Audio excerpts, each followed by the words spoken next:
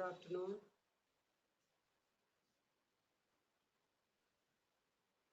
अभी कनेक्ट नहीं हुए क्या सब?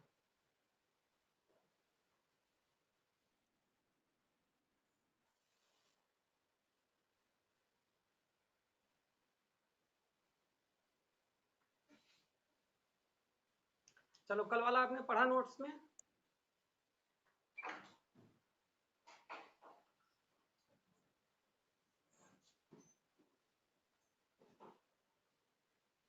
कल का मैटर आपने पढ़ा था नोट्स में? चलिए, तो कल का क्लियर है सभी को?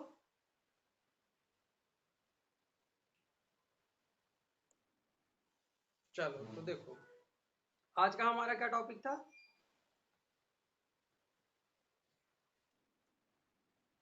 अजंता की गुफाएं थी। लेकिन देखो, अजंता की गुफाओं को पढ़ने से पहले कुछ चीजें हमें जानना बहुत जरूरी है। पहली बात तो अजंता की जो गुफाएं हैं वो पूर्ण रूप से बौद्ध धर्म से संबंधित हैं। फिर आगे चल के जब हम गुफाओं में देखेंगे तो जब बाघ गुफाएं आएंगी तो बाघ गुफाओं का भी संबंध पूर्ण रूप से जैन धर्म से रहेगा। फिर आगे जब हम एलोरा की गुफाएं देखेंगे तो एलोरा की भी कुछ गुफाएं बौद्ध धर्म से संबंधित रहेंगी। इसी क्रम में जब हम आगे बढ़ेंगे तो हम जब पाल शैली पढ़ेंगे तो पाल शैली में भी हम देखेंगे कि बौद्ध धर्म से संबंधित वो गुफाएं रहेंगी। वहां से पे जो चित्र मिलेंगे, जो पांडुलिपियां मिलेंगी, उनका संबंध बौद्ध धर्म से ही रहेगा। तो आगे जैसे जैसे हम जाएंगे तो बौद्ध धर्म के बारे में भी हमें बहुत सी चीजें मिलेंगी। तो बौद्ध धर्म से चीजों को हम तभी रिलेट कर पाएंगे जब बौद्ध धर्म को हम समझ पाएंगे। तो अजंता की गुफा पढ़ने से पहले हमें बुद्ध के बारे में सब कुछ जानकारी होना बहुत ही जरूरी है। क्योंकि ये सिर्फ रिलेट करने के लिए जरूरी तो है ही, उसके साथ साथ ये भी जरूरी है कि अगर हम बुद्ध के बारे में जान रहे हैं तो ही हम उन चीजों को समझ पाएंगे। और दूसरी चीज ये भी है कि बुद्ध से भी रिलेटेड क्वेश्चन एग्जाम में बनते हैं, इसलिए उनसे पहले हमें बुद्ध के बारे में अच्छे से नॉलेज होना जरूरी है। तो कितने लोग हैं जिन्हें बुद्ध के बारे में जानकारी पता है?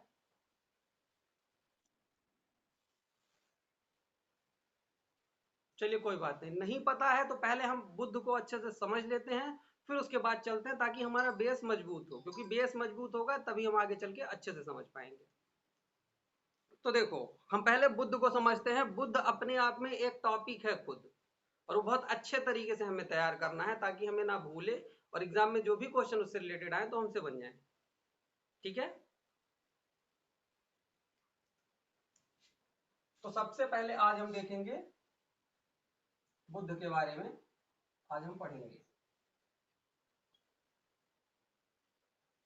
तो देखो, गौतम बुद्ध की बात अगर करें तो गौतम बुद्ध का जो जन्म था वो नेपाल में हुआ था। कुछ जानकारी आपको पता है, बेसिक जानकारी किसी को?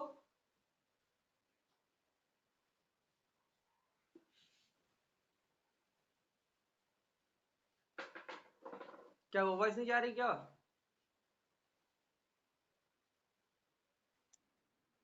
आ रही ना? तो चलो देखो, समझते हैं। देखो, बुद्ध के जो पिता थे उनका नाम था शुद्धोधन।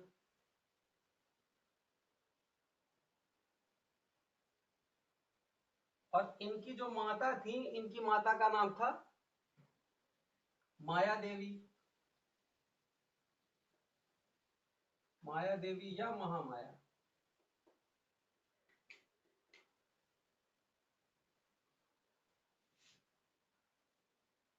ये दो लोग थे पहले। शुद्धोधन जो थे, ये कपिल वस्तु, कपिल वस्तु पड़ता है नेपाल में। कपिल वस्तु के शाक के राजा, शाक्य कुल के राजा थे। इनका विवाह हुआ था माया देवी से। माया देवी से इनको एक पुत्र की प्राप्ति हुई जिसका नाम था सिद्धार्थ।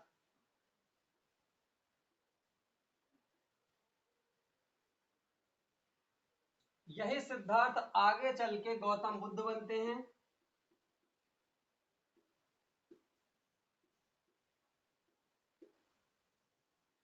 और गौतम बुद्ध को क्या कहा जाता है? Light of Asia.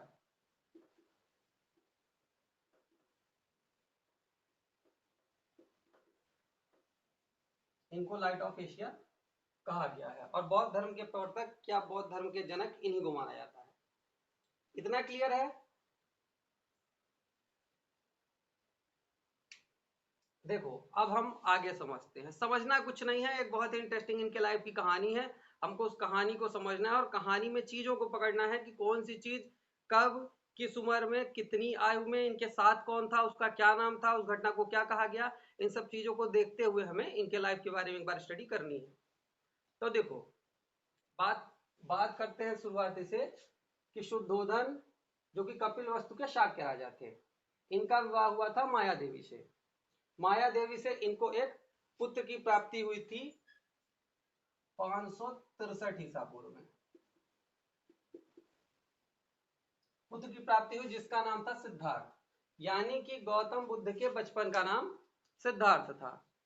अब देखो इनसे रिलेटेड जितनी भी चीजें होंगी ज्यादातर वैशाखी पूर्णिमा या पूर्णमासी के दिन ही इनके लाइफ से रिलेटेड बहुत सी घटनाएं ऐसी हैं जो कि पूर्णिमा के दिन ही होंगी।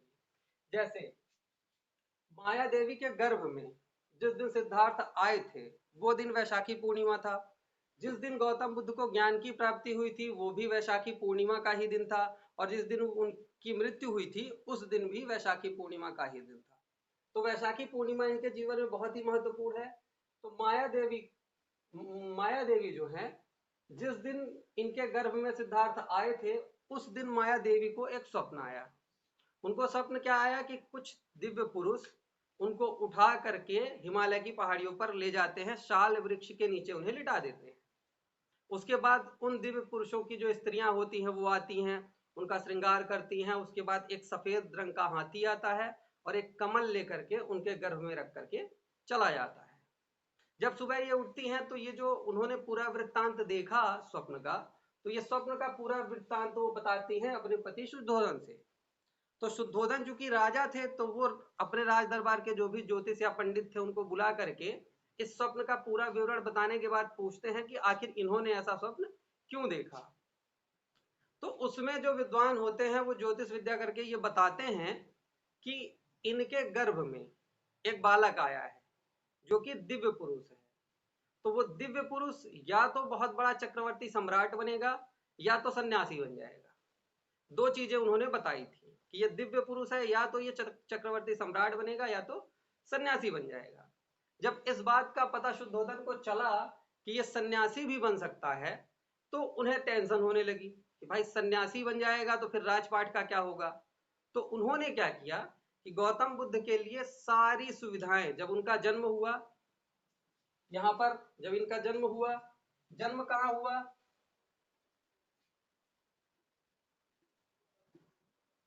कपिल लुम्बिनी नामक स्थान पर, लुम्बिनी वन भी है।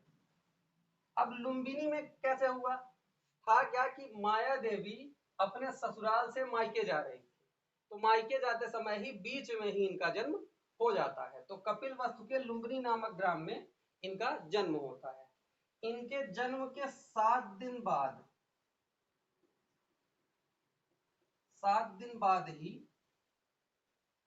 इनकी माता की मृत्यु हो जाती है। कितने दिन बाद? 7 दिन बाद। जब 7 दिन बाद इनकी माता की मृत्यु हो जाती है तो इनका पालन पोषण कौन करता है?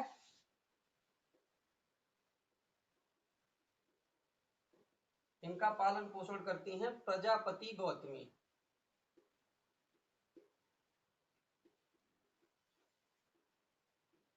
ये प्रजापति गौतमी रिश्ते में दो लगती थी, एक तो इनकी मौसी भी लगती थी और दूसरी इनकी सौतेली माँ भी लगती थी।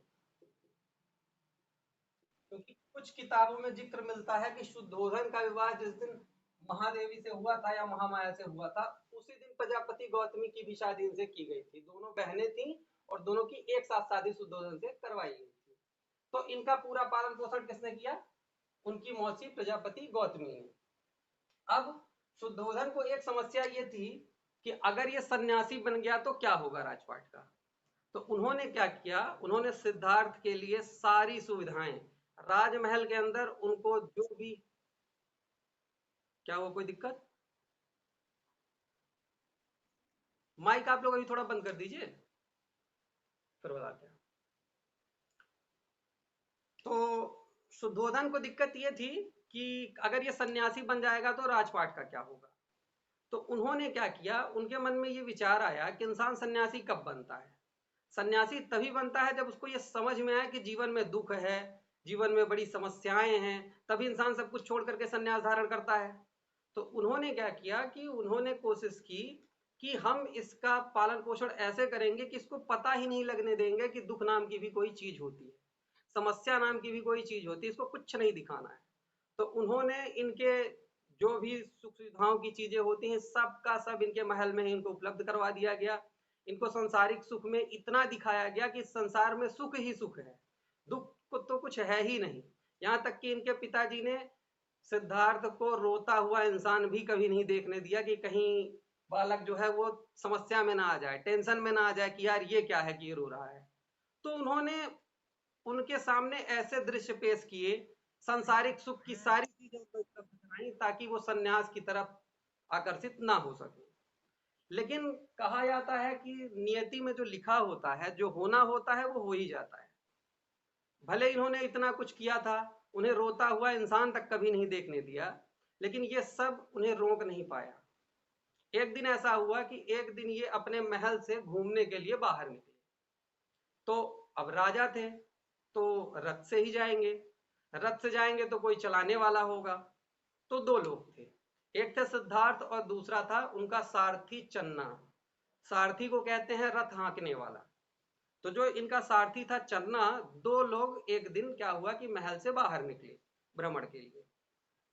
तो सारथी जो चन्ना था जो रथ हाँक रहा था, और ये सिद्धार्थ जो थे वो रथ पर सवार थे। जब वो शहर के भ्रमण के लिए निकले तो उनको क्रम से 4 दृश्य देखने को मिलते हैं। कौन कौन से? देखो, पहला दृश्य सबसे पहले ये देखते हैं, एक वृद्ध व्यक्ति। फिर देखते हैं एक बीमार व्यक्ति। फिर देखते हैं एक मृत व्यक्ति। और फिर देखते हैं एक सन्यासी।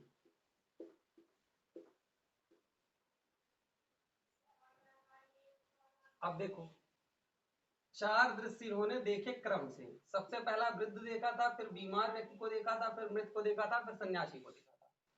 तो जब सबसे पहले इन्होंने वृद्ध आदमी को देखा, तो अब इनके पिताजी ने तो इनका पालन पोषण ऐसे किया था कि आज तक इनको रोता हुआ इंसान कभी नहीं दिखाया था, सबको दूर कर दिया जाता था कि इसको समस्याएं दिखानी ही नहीं। लेकिन जब इन्होंने पहली बार वृद्ध आदमी को देखा तो इन्होंने अपने सारथी से पूछा कि ये आदमी कौन है, जिसकी स्किन पूरी जो है वो लटक रही है और ये झुक करके चल रहा है। तो ये कौन है हमारे, मतलब हमारे राज्य में, वो भी ऐसा इंसान क्यों? तो सारथी ने बताया कि महाराज, ये जो आदमी है ये वृद्ध है, ये जीवन की एक अवस्था होती है और ये अवस्था सभी को आनी है। तो कहा अच्छा, सभी को आनी है मतलब मुझे भी आएगी? कहा बिल्कुल, एक दिन मैं बूढ़ा हो जाऊंगा, एक दिन आप भी बूढ़े हो जाओगे, ये अवस्था एक दिन आपको भी आनी है। अब यहां से उनको हुई टेंशन शुरू। किसको? सिद्धार्थ को। यार ऐसा भी जीवन में होता है, क्योंकि उन्होंने तो कभी देखा ही नहीं था। तो यहाँ पता चला, जब वृद्ध को देखा तो इनको थोड़ा सा टेंशन हुआ कि यार ऐसा भी आदमी होता है। फिर जब आगे गए तो एक बीमार आदमी था जिसको कोढ़ रोग था। कोढ़ रोग मतलब स्किन डिसीज जो होती है, स्किन खराब हो जाती है, वो था। तो उसने कहा अब ये बताओ कि ये आदमी कौन है, इसकी स्किन किस तरीके से है, और हमारे राज्य में ऐसा आदमी क्यों, अभी तक तो मैंने कभी नहीं देखा। तो इन्होंने कहा महाराज, ये भी जीवन की एक अवस्था है, हर इंसान कभी ना कभी बीमार जरूर पड़ता है। कुछ बीमारियां ऐसी होती हैं जिनका इलाज हो जाता है, और कुछ बीमारियां ऐसी होती है जिनका इलाज संभव नहीं है। फिर उनको टेंशन बढ़ी, क्या मतलब मैं भी बीमार हो सकता हूँ? क्या बिल्कुल बीमार हो सकते हैं, आज नहीं हुए हैं तो कल होंगे, एक ना एक दिन आपको भी बीमार होना है। फिर टेंशन इनको बढ़ी।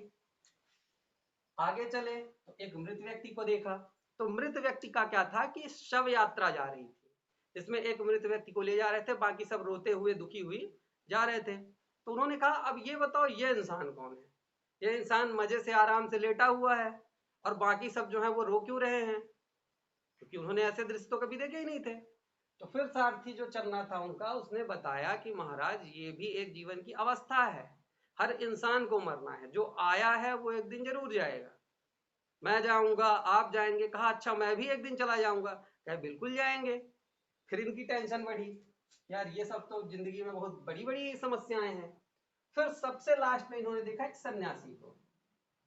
जब आगे बढ़े तो इन्होंने कहा यार ये आदमी कौन है बताओ। जैसे हमने पहला वाला आदमी देखा था, बाल तो इसके सफेद हैं, लेकिन चेहरे में इसके कोई झुर्री नहीं है, बढ़िया चेहरे पे तेज है, और इसको कोई समस्या नहीं लग रही, एकदम मस्त अपनी चाल में चलता चला जा रहा है।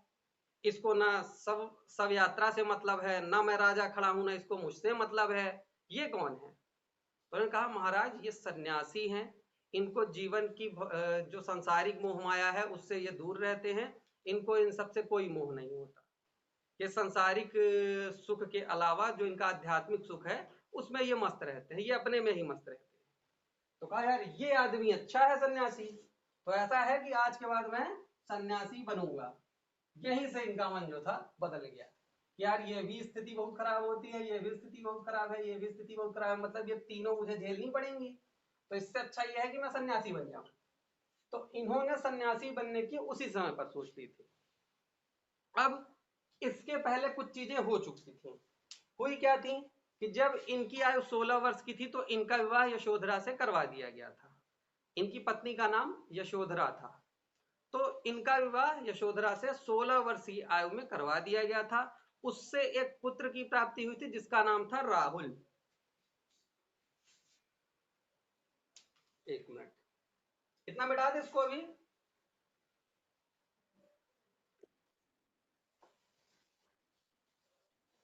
इतना अभी समझ में आना, ये आप मान लो कि जितनी चीजें लिखी जा रही हैं सब ये क्वेश्चन बन सकते हैं कि भाई लाइट ऑफ एशिया किसे कहा जाता है, गौतम बुद्ध ने कौन से 4 दृश्य देखे थे, गौतम बुद्ध किस वंश के थे, शाक्य राजा थे, इनके पिता का क्या नाम था, इनकी माता का क्या नाम था, इनका जन्म कब हुआ था, इनके बचपन का नाम क्या था सिद्धार्थ, इनकी सौतेली माता का क्या नाम था, पालन पोषण किसने किया था, मतलब हर चीज एक क्वेश्चन है। ये चीज ध्यान रखना आप। तो आपको याद करते हुए चलना है। अभी तक का जितनी कहानी बताई इतनी समझ में आ गई है?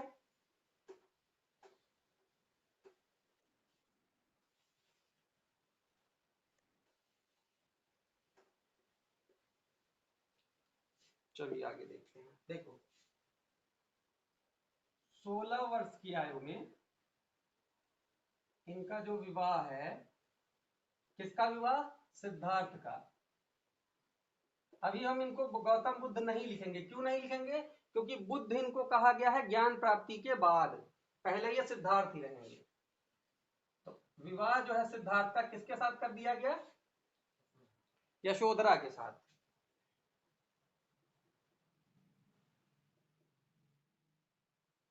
यशोधरा से इनको एक पुत्र की प्राप्ति हुई जिसका नाम था राहुल। बौद्ध धर्म में राहुल को एक और बंधन कहा गया है। एक और बंधन, यानी कि पहली बात तो उन्हें ये लगा कि सब कुछ मोह माया है, सब बंधन है। पहले तो विवाह करा दिया गया, एक बंधन ये हो गया। दूसरा एक राहुल एक पुत्र हो गया, ये भी एक बंधन हो गया। तो राहुल को बौद्ध धर्म में, बौद्ध साहित्यों में एक बंधन बताया गया है। अब इतना कुछ देखने के बाद इन्होंने क्या किया, जब ये सब चीजें हो चुकी थी इसके बाद वो बाहर घूमने निकले थे। और जो उन्होंने 4 दृश्य देखे थे उस 4 दृश्य के बाद उन्होंने मन में ये बना लिया था कि मुझे सन्यासी बनना है। सबको क्लियर नहीं है?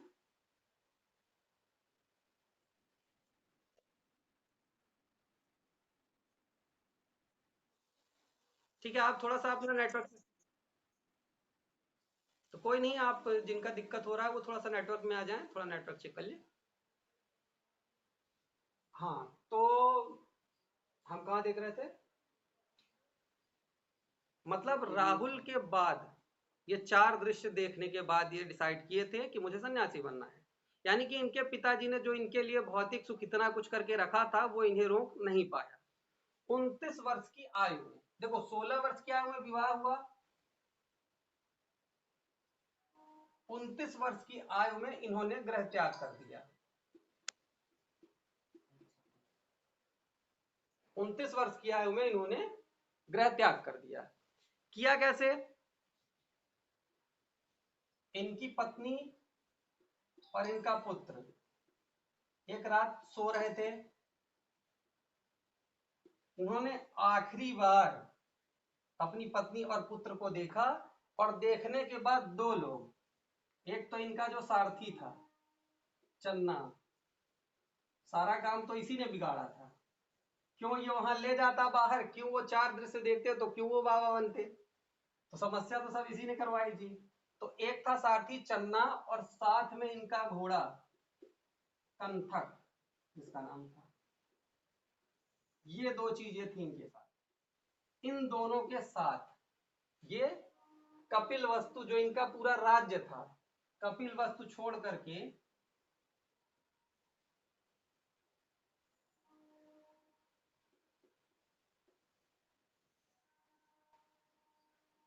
कपिल वस्तु को छोड़ करके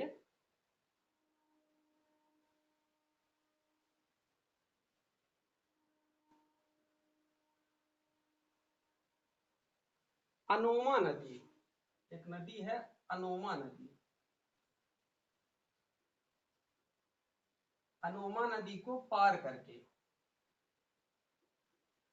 सॉरी, अनोमा नदी को पार करके ये क्या करते हैं, अनोमा नदी के उस पार कपिल वस्तु, मतलब इनका जो साम्राज्य था वो नदी के उसी पार तक था। तो इन्होंने नदी को पार करके इस पार आ गए, मतलब इन्होंने अपना पूरा राजपाट छोड़ दिया। राजपाट छोड़ने के बाद जब नदी पार कर ली, तो नदी के किनारे जो चन्ना था, चन्ना कौन था इनका, सारथी, सारथी को कहते हैं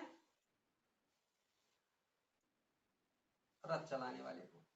तो चन्ना को इन्होंने कुछ चीजें दे दी, जैसे पहला राजसी वस्त्र दे दिया, ये मेरे किसी काम का नहीं। दूसरा, जो आभूषण पहने थे वो दे दिए, कहा ये मेरे किसी काम का नहीं।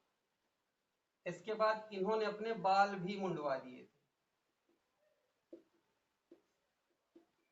बाल भी मुंडवा दिए थे। तो इन्होंने ये सब उसे वापस दे करके कहा, और साथ में घोड़े को भी दे दिया।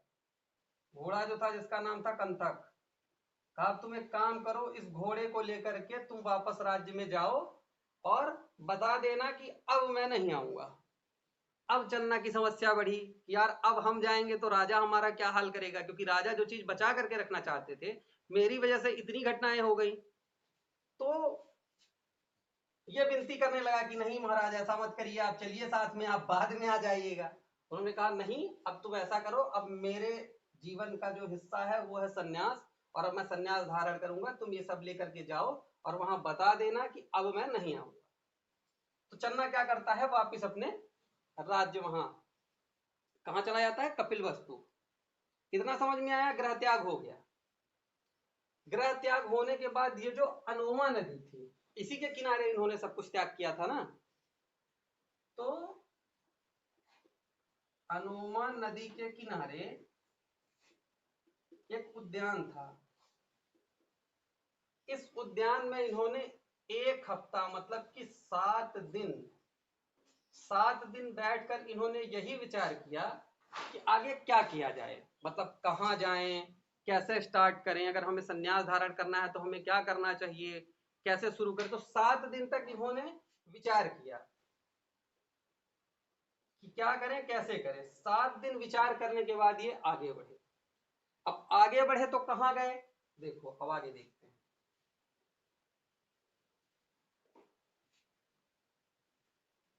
इतना समझ में आया है कि नहीं अभी, क्योंकि क्योंकि याद होना भी जरूरी है।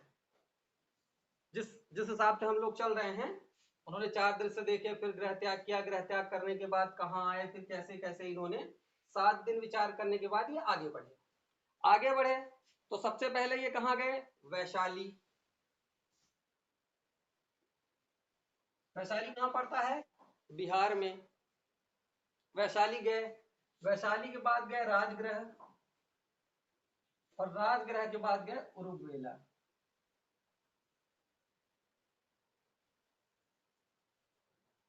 उरुवेला, ये 3 जगह गए क्रम से। सबसे पहले गए वैशाली। जब वैशाली राज्य में गए तो इन्होंने एक थे आलार कलाम, आलार कलाम, इनको अपना प्रथम गुरु, यानी कि सबसे पहले गुरु इन्हीं को बनाया, प्रथम गुरु अब्दुल कलाम को बनाया। कहाँ मिले? वैशाली में। इससे इन्होंने सांख्य दर्शन की शिक्षा ली। किस चीज की? सांख्य दर्शन। सांख्य दर्शन का मतलब ध्यान लगाने की शिक्षा भी इन्हों से ही लिया था, ध्यान लगाने की। क्योंकि अगर आपको संन्यास धारण करना है, आपको तपस्या करनी है, तो पहले तो आपको पता होना चाहिए ना कि ध्यान लगाया कैसे जाता है, ध्यान मग्न हुआ कैसे जाता है। तो इसकी शिक्षा इन्होंने ली अब्दुल कलाम से। फिर इसके बाद ये शिक्षा लेने के बाद ये पहुंचे कहाँ? राजगृह। राजगृह में इनके दूसरे गुरु थे रुद्रक। ये हो गए पहले गुरु और ये हो गए दूसरे गुरु। सिर्फ इतना ही आता है इन्होंने दूसरा गुरु किसको बनाया था। लेकिन ये इनसे भी संतुष्ट ना हुए। जब ये दोनों गुरु से संतुष्ट ना हुए तो अंत में इन्होंने क्या किया? ये पहुंचे राजगृह के बाद उरुगवेला। उरुगवेला में बनाए इन्होंने 4 चेला। चेला मतलब कि शिष्य। इन्होंने उरुगवेला में शिष्य बनाए कितने? 5। 5 ब्राह्मण इनके शिष्य बने। अब शिष्य क्यों बने? क्योंकि इन्हें यह लगता था कि ये शायद ऐसे इंसान हैं जो कि सिद्धि प्राप्त कर लेंगे, तो अगर ये सिद्धि प्राप्त कर लेंगे तो हमें फ्री का ज्ञान मिल जाएगा। तो ये 5 शिष्य जो थे ये इसी उम्मीद में इनके साथ आ गए कि इनको एक दिन ज्ञान की प्राप्ति होगी तो हमें बैठे बैठाए ज्ञान की प्राप्ति हो जाएगी, हम भी उनसे ज्ञान ले लेंगे। तो इन्होंने 6 वर्ष की कठिन तपस्या, 6 वर्ष की कठिन तपस्या की। इस समय इन 6 सालों में ना इन्होंने कुछ खाया ना ही कुछ पिया। अब कोई भी इस तरीके से बैठा, और ये 5 का क्या काम था कि आराम से हाथ जोड़ करके बैठे रहते थे कि कब इनको ज्ञान की प्राप्ति हो और हम फ्री का ले लें। तो ये लोग बैठे रहते थे। ये 6 वर्षों तक कठिन तपस्या किए। इनका शरीर सूख करके एकदम मात्र ढांचा बस बचा हुआ था। इनका पूरा शरीर सूख करके मात्र ढांचा भर बचा हुआ था। 6 साल बहुत होते हैं। उस जमाने के व्यक्ति थे कि जी गए यहाँ तो 6 दिन खाना ना मिले तो इंसान की हालत खराब हो जाती है। तो 6 वर्षों की कठिन तपस्या के बाद इन्होंने क्या किया कि इन्हें ये चीज महसूस हुई कि अगर मैं मर जाऊंगा तो ज्ञान का मतलब क्या रहेगा, ज्ञान प्राप्त भी हो जाएगा तो मैं क्या कर लूंगा। तो सुजाता नाम की एक स्त्री थी,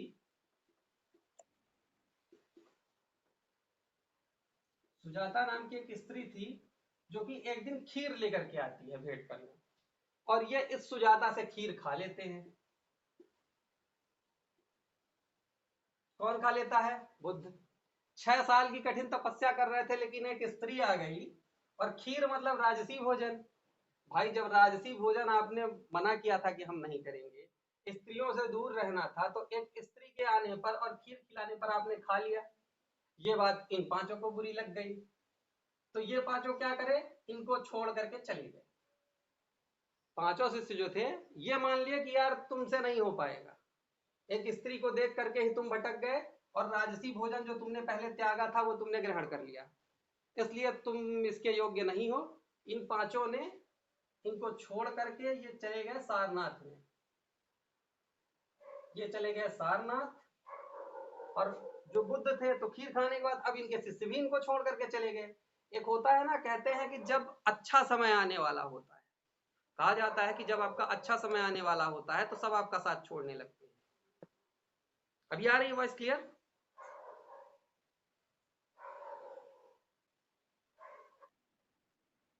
तो देखिए होता क्या है कि जब आपके साथ कुछ अच्छा होने वाला होता है, जैसे आपका एग्जाम अगर निकलने वाला है, तो उस समय पर आपको बहुत सारी परेशानियां आने लगेंगी।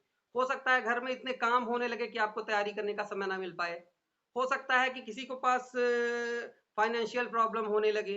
मतलब होता है जब इंसान सक्सेस के कगार में पहुंचने लगता है तो बहुत सारी चीजें उसको खींचने लगती हैं। तो वही चीज इनके साथ भी हो रही थी। अब ये ज्ञान प्राप्ति के बहुत ही निकट थे, लेकिन फिर भी देखो इनके जो शिष्य इतने साल से इनका साथ दे रहे थे छोड़ करके चले गए। अब इन्होंने कहा चलो ठीक है, जो छोड़ गया जाने दो, हमें तो अपना काम करना ही है। तो ये कहाँ आ गए? ये पहुंच गए, यहाँ पे तो जगह नहीं है, भी नीचे का मिटा देते हैं। शिष्य इनके कहाँ चले गए हैं? शिष्य चले गए हैं सारनाथ। अब ये आ जाएंगे वैशाली।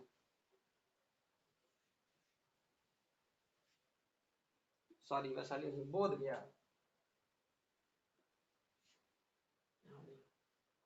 खीर खाने के बाद जब सब छोड़ के चले गए तो ये आ जाएंगे बोध गया।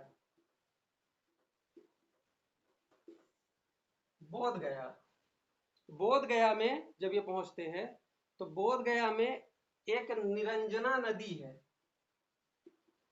निरंजना, इसी को फल्गु नदी भी कहा जाता है। निरंजना नदी के तट पर जाम्भिक नामक गांव है।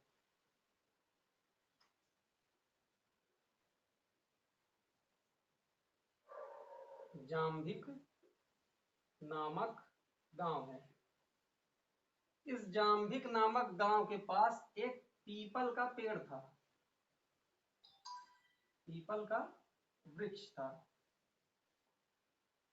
पीपल का वृक्ष, इस पीपल के वृक्ष को संबोधि वृक्ष कहा गया है। संबोधि वृक्ष कहा गया। तो यहां से ये आए बोध गया।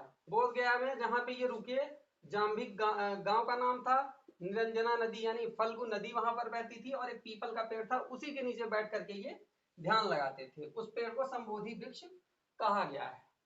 तो जब यहां पर बैठकर इन्होंने ध्यान लगाना शुरू किया तो वहां 6 सालों में इन्हें कुछ नहीं प्राप्त हुआ था, लेकिन यहां पर 8वें दिन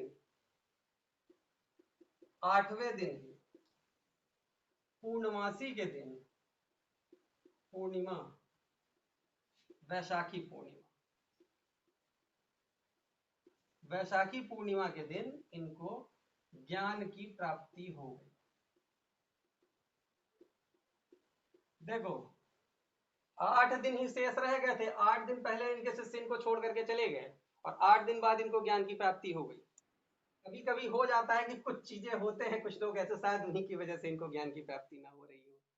तो जब वो लोग चले गए सारनाथ, ये आ गए बोध गया। तो बोध गया में जब इन्होंने ध्यान लगाना शुरू किया है तो ध्यान लगाने के 8वें दिन ही वैशाखी इन्हें ज्ञान की प्राप्ति हो गई। अब इन्हें ज्ञान प्राप्ति हो गई। जब इन्हें ज्ञान प्राप्ति हो गई तो इनके नाम चेंज हो गए। सबसे पहले क्या कहा गया? बुद्ध कहा जाने लगा। और जो गौतम कहा जाता है, गौतम बुद्ध, तो गौतम जो है, गौतम इनका गोत्र था, इसलिए इनको गौतम बुद्ध कहा गया। बुद्ध शब्द का अर्थ होता है जानने वाला। फिर इनको तथागत बुद्ध भी कहा गया। तथागत बुद्ध का अर्थ है सब कुछ जानने वाला। बुद्ध का अर्थ है जानने वाला, तथागत बुद्ध का अर्थ है सब कुछ जानने वाला। इन्हें शाक्य मुनि भी कहा जाता है। शाक्य मुनि क्यों? क्योंकि शाक्य कुल के राजा थे और शाक्य मुनि इस कुल का कोई ऐसा इंसान हुआ जो कि मुनि बना, क्योंकि इनके बाकी सब तो राजा थे, तो इन्हें शाक्य मुनि भी कहा जाता है। इतना क्लियर हुआ?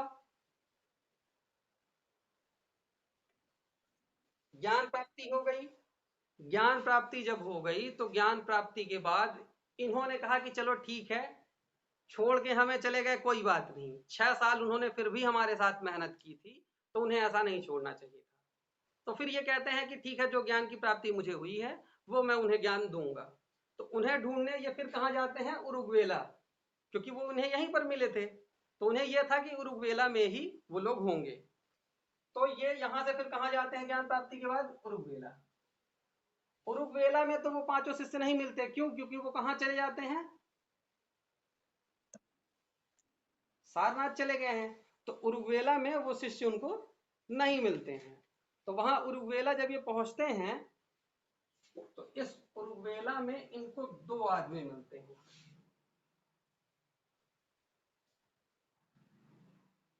तपस्सु और कल्लिक,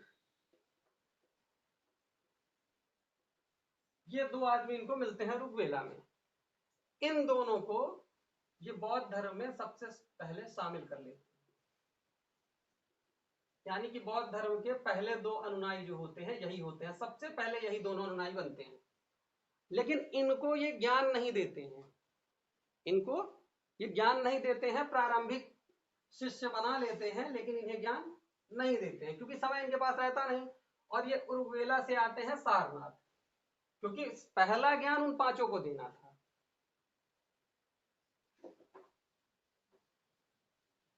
तो देखो शिष्य भाई, इनको ज्ञान की प्राप्ति भी हो गई, इन्होंने 2 शिष्य भी बना लिए। शिष्य बनाने के बाद ये इनका भले उन्होंने साथ छोड़ दिया था, लेकिन ये उनका नहीं छोड़ रहे हैं।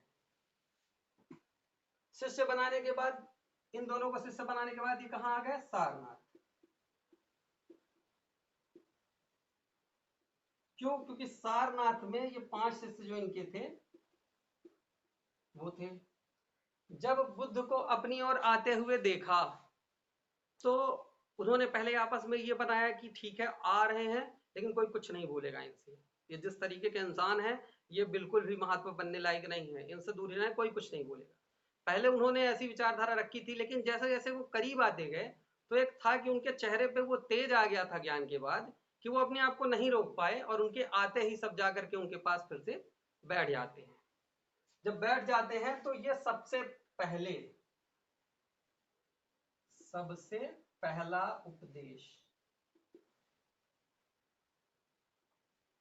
पहला उपदेश कहाँ देते हैं? सारनाथ में। किसको देते हैं? अपने उन्हीं 5 शिष्यों को। इतना क्लियर है?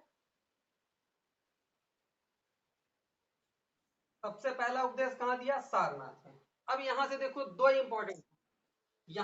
इंपॉर्टेंट क्वेश्चन बनते हैं, आप नोट बना सकते हो कि सबसे पहला उपदेश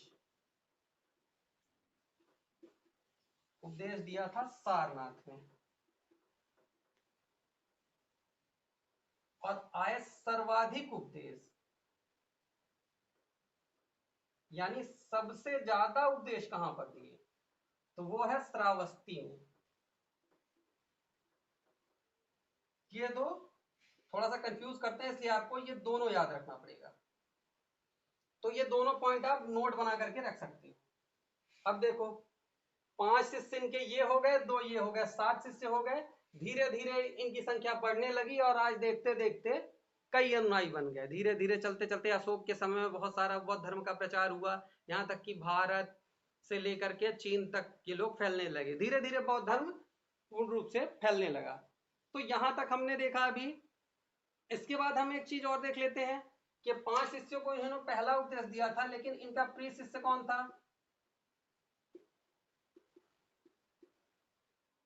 प्रिय शिष्य कौन था? आनंद। आनंद इनका प्रिय शिष्य था। 5 भले ये 5 थे, लेकिन इन 5 में आनंद नहीं था। आनंद अलग से आया था। आनंद को बाद में इन्होंने शिष्य बनाया था और उसे ये बहुत मानते थे। इनका प्रिय शिष्य आनंद था। इसी आनंद के कहने पर बुद्ध ने बौद्ध धर्म में स्त्रियों को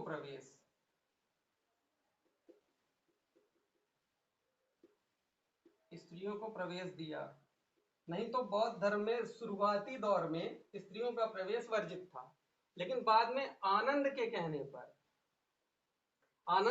पर बुद्ध ने सबसे पहले स्त्रियों को प्रवेश दिया। किसको सबसे पहले अनुयायी बनाया था? प्रजापति गौतमी। प्रजापति गौतमी कौन थी? इनकी सौतेली माँ या इनकी मौसी थी। इनको इन्होंने सबसे पहले महिलाओं में शामिल किया था।